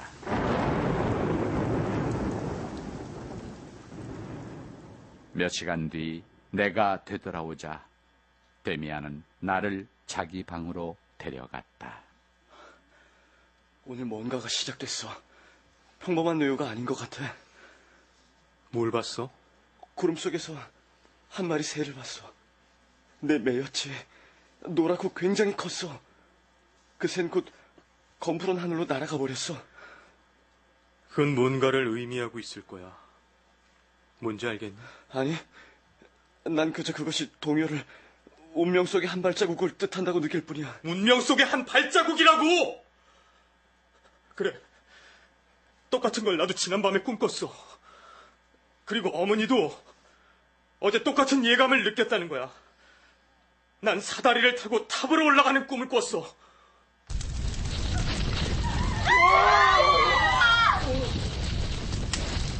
온 나라가 불타고 있었어. 싱클레어, 난 여러 해 전부터 9세계의 붕괴가 다가오고 있다고 결론 지을 만한 꿈을 꾸어왔어. 그건 갈수록 뚜렷하고 강해졌어. 이 세계는 스스로 혁신하려 하고 있어. 죽음의 냄새가 나. 죽음 없이는 어떠한 새로운 것도 올 수 없으니까. 여름의 몇 주일은 황급히 그리고 쉽사리 지나갔다. 터졌어. 너도 물론 러시아와의 고조된 긴장 상태를 알고 있었겠지? 뭐야? 전쟁이 일어났단 말이야? 설마... 아직 보고된 건 아니지만 전쟁이야. 벌써 사람들은 전쟁 개시를 기뻐하고 있어. 그들에겐 생활이 그만큼 무의미해진 거야. 하지만 싱클레어, 이건 단지 시작에 불과해. 모르긴 해도 굉장한 대전쟁이 될 거야. 넌 어떻게 할 거니? 모르겠어. 넌? 입대하겠어. 난 일주일 내로 전쟁터에 가 있을 거야. 이런... 감상적으로 생각해서는 안 돼. 이제 우리 모두는 커다란 수레바퀴 속으로 휩쓸려 들어갈 거야. 너도 분명히 징집당할 거야.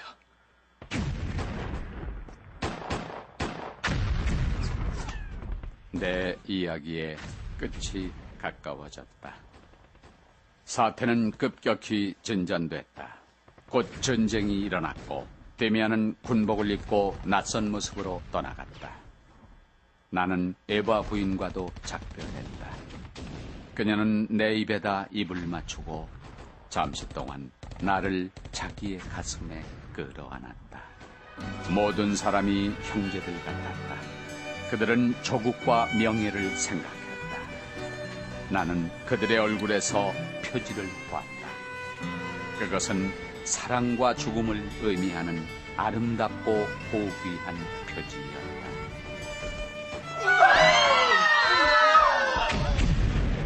내가 전쟁터에 왔을 때는 이미 겨울이 다가와 있었다. 옛날에 나는 인간이 하나의 이상을 위해 사는 일이 왜 그토록 드문지에 대해 곰곰이 생각해봤다. 그런데 지금 나는 많은 사람들이, 아니 모든 사람들이 이상을 위해 죽을 수 있음을 보았다. 그것은 공통의 이상임이 분명했다. 이 피비린내 나는 싸움의 솟아는 내면의 발산이며 새로이 태어나기 위해 미쳐 날뛰고 죽이고 파괴하려고 하는 영혼의 발산이었다. 한 마리의 거대한 새가 알에서 나오려고 투쟁하는 것이다. 그 알은 이 세계였고 따라서 이 세계는 산산조각이 나지 않으면 안 됐던 것이다. 구름 속에 대도시가 보였다. 수백만 명의 사람들이 나와서 광대한 풍경 속으로 떼지어 흩어졌다. 그들 사이 한복판에 반짝이는 별을 단 마치 에바 부인과 같은 신의 모습이 나타났다. 여신은 눈을 감았다. 그 커다란 얼굴이 고통으로 일그러졌다. 그러자 이마에서 수없이 많은 별들이 튀어나왔다. 그 별들 가운데 하나가 나에게 쏜살같이 날아왔다. 그것은 굉음을 내며 수많은 불꽃으로 장렬하고 나를 높이 끌어올렸다가 다시 땅바닥으로 내동댕이 쳤다. 나는 흙에 뒤덮이고 많은 상처를 입고 백약나무 가까이에 쓰러진 채 발견됐다. 밤이 왔다. 나는 의식을 완전히 되찾았다. 주위를 둘러봤다. 내 매트리스 옆에 다른 매트리스가 있고 그 위에 누군가가 있었다. 그는 이마 위에 표지를 갖고 있었다. 그것은 막스 데미안이었다. 싱클레어, 프란츠 크로머를 아직 기억하니? 나는 말을 할 수 없었다. 난 떠나지 않으면 안 돼. 넌 아마 나를 다시 필요로 하겠지. 그때 네가 나를 부른다 해도 난 이제 말을 타거나 기차를 타고 갈 수는 없을 거야. 그럴 땐 자기 자신의 내부에 귀를 기울여야 돼. 그러면 내가 너의 내부에 있음을 알아차릴 거야. 그리고 한 가지 더. 에바 부인이 말했어. 만일 네가 좋지 않은 처지에 놓여 있을 때 그녀가 나에게 보낸 입맞춤을 너에게 해주라고 말이지. 눈을 감아, 싱클레어. 나는 선선히 눈을 감았다. 조금씩 피가 흐르는 나의 입술 위에 그가 가볍게 입을 맞추는 것을 나는 느꼈다. 그리고 나는 잠들었다.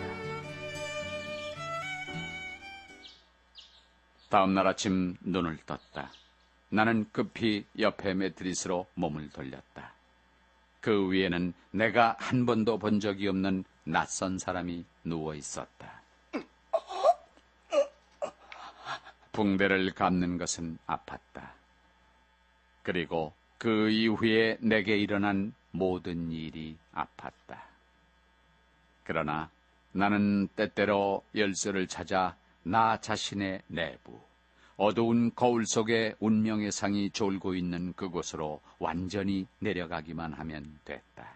그러면 이젠 완전히 데미안과 같은, 내 친구이자 지도자인 데미안과 같은 나 자신의 모습을 거기에서 볼 수 있었다. 헤르만 헤세의 원작 데미안, 마지막 회를 들으셨습니다. 제1차 세계대전을 배경으로 한 이 작품은 세계대전 패전으로 혼란스러운 상태에 빠졌던 독일 청년들에게 깊은 감명을 주었습니다. 오늘은 당시의 시대적 상황과 이 작품의 문학사적 의의에 대해 임종대 교수님의 말씀을 들어보겠습니다. 대전이 일어났을 때 헤세는 이미 2년 전부터 스위스에 체류하고 있었습니다. 약한 시력 때문에 지원 입대가 불가능해지자 독일 대사관 산하의 전쟁 포로 구호소에서 근무하면서 그는 영국과 프랑스, 러시아와 이탈리아에서 체포된 전쟁 포로들을 위한 신문을 발행하면서 스위스 지리히와 독일 쾰른의 일간지에 반전 기고문을 발표합니다.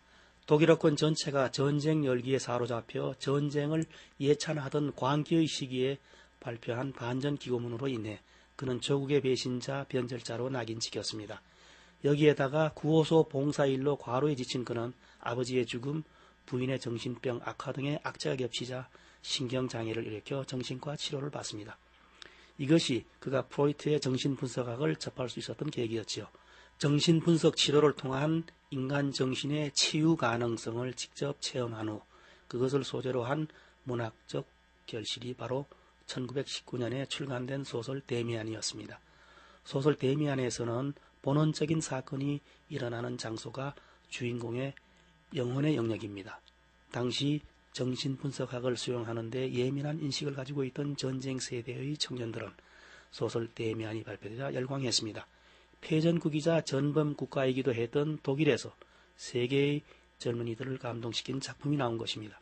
햇새만큼 방황하는 청년들에게 사랑을 고뇌하는 지성들에게 위로를 준 작가는 없었습니다. 시청자 여러분의 구독과 좋아요는 영상 제작에 큰 도움이 됩니다.